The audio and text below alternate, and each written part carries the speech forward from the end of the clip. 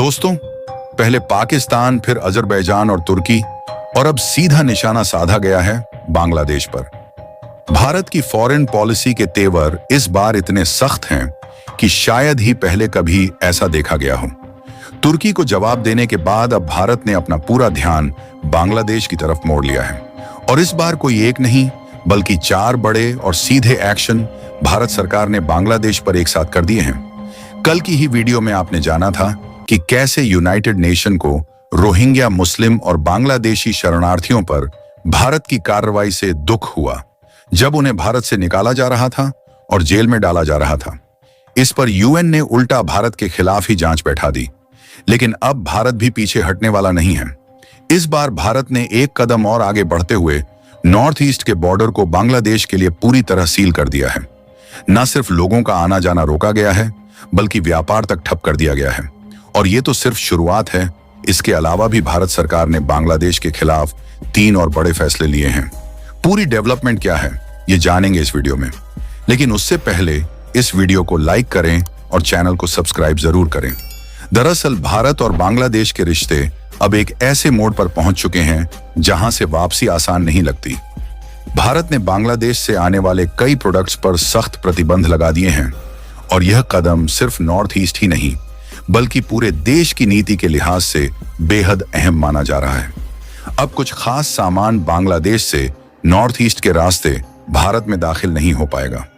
यह नया आदेश सीधे सीधे असम, मेघालय, त्रिपुरा, मिजोरम और नॉर्थ बंगाल के चांगरबांधा और फूलबाड़ी बॉर्डर पर लागू होगा।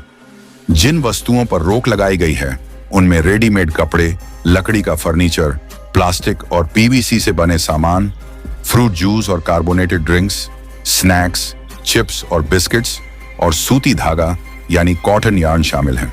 हालांकि मछली, एलपीजी, खाने का तेल और क्रस्ट स्टोन जैसी जरूरी चीजों को इस दायरे से बाहर रखा गया है। इतना ही नहीं, अगर बांग्लादेश कोई सामान नेपाल या भूटान के लिए ट्रांजिट में भेज रहा है तो उस पर भी रोक लागू नहीं होगी। लेकिन बड़ा सवाल यही है, भारत को आखिर इतना कड़ा कदम उठाने की जरूरत क्यों पड़ी? वजहें सीधी हैं लेकिन चौंकाने वाली भी। भारत ने बांग्लादेश को हर तरह की सहूलियतें दी। नॉर्थ ईस्ट के रास्ते एक्सपोर्ट हो या फिर भारत की जमीन के जरिए तीसरे देशों तक माल भेजना, सब कुछ आसान किया गया।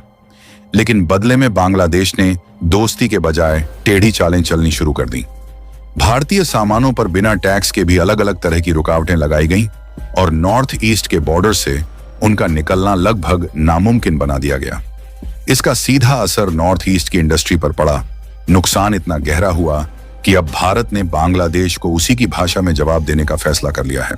यह नॉर्थ ईस्ट भारत का वही हिस्सा है जो पहले से ही देश के बाकी हिस्सों से काफी हद तक कटा हुआ है। जब बांग्लादेश वहां अपने सस्ते प्रोडक्ट्स धड़ल्ले से भेजता है, लेकिन भारत का माल वहीं अटक जाता है, तो यह व्यापार नहीं बल्कि एक तरफा दबाव बन जाता है। इसका सीधा असर नॉर्थ ईस्ट की इंडस्ट्री पर पड़ता है। ना बाजार मिलता है, ना कच्चा माल, और मैन्युफैक्चरिंग दम तोड़ने लगती है। लेकिन मामला तब और भड़क गया जब बांग्लादेश की अंतरिम सरकार के सलाहकार मोहम्मद यूनुस ने बीजिंग में एक ऐसा बयान दे दिया जिसने दिल्ली की चिंताएं और गहरी कर दी। उन्होंने कहा, north east India land locked है और उसका इकलौता रास्ता बांग्लादेश ही है। और यही नहीं, उन्होंने ये भी जोड़ दिया कि बांग्लादेश अब चीन की अर्थव्यवस्था का गेटवे बनना चाहता है। भारत ने इस बयान को हल्के में नहीं लिया, और अब जवाब सिर्फ शब्दों में नहीं, रणनीति और इंफ्रास्ट्रक्चर से दिया जा रहा है। सरकार ने एक नई इंडस्ट्री योजना को मंजूरी दी है। शिलोंग से सिलचर तक एक हाई स्पीड 4 लेन सड़क, जिसकी लागत करीब 22,864 करोड़ रुपए होगी। ये सड़क न केवल नॉर्थ ईस्ट को भारत से जोड़ेगी, बल्कि म्यांमार के रास्ते समुद्र तक भी पहुंच खोलेगी, Kaladan multi modal transit project के जरिए। साफ है, भारत अब किसी एक देश पर निर्भर नहीं रहना चाहता, खास तौर पर तब जब बांग्लादेश खुद भारत के रेडीमेड मार्केट से हर साल करीब $700 मिलियन कमाता है, लेकिन भारत के कॉटन यार्न को अब केवल समुद्री रास्ते से भेजने की इजाजत देता है। यह बदलाव अब सिर्फ व्यापार का हिस्सा नहीं बल्कि बड़ी रणनीतिक लड़ाई का संकेत है। इस पूरे विवाद का सबसे सीधा असर भारतीय यार्न इंडस्ट्री पर पड़ रहा है, जिसे अब भारी नुकसान उठाना पड़ रहा है।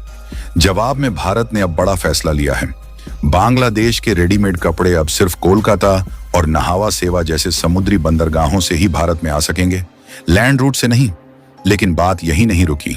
अब बांग्लादेश भी धीरे धीरे वही भाषा बोलने लगा है जो यूनाइटेड नेशन ने हाल ही में भारत के खिलाफ इस्तेमाल की थी।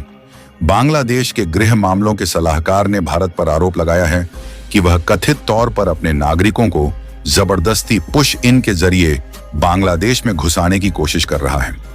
लेफ्टिनेंट जनरल मोहम्मद जहांगीर आलम चौधरी ने यह बयान तब दिया जब वे बांग्लादेश के सातखीरा जिले में तीसरे फ्लोटिंग बॉर्डर आउटपोस्ट का उद्घाटन कर रहे थे।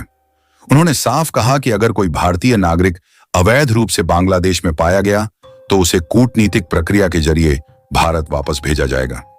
यहां तक कि उन्होंने भारत पर यह भी तंज कस दिया कि बांग्लादेश कभी पुश इन नहीं करता, बल्कि अंतर्राष्ट्रीय कानूनों और डिप्लोमेसी के तहत ही हर मसले का हल निकालता है।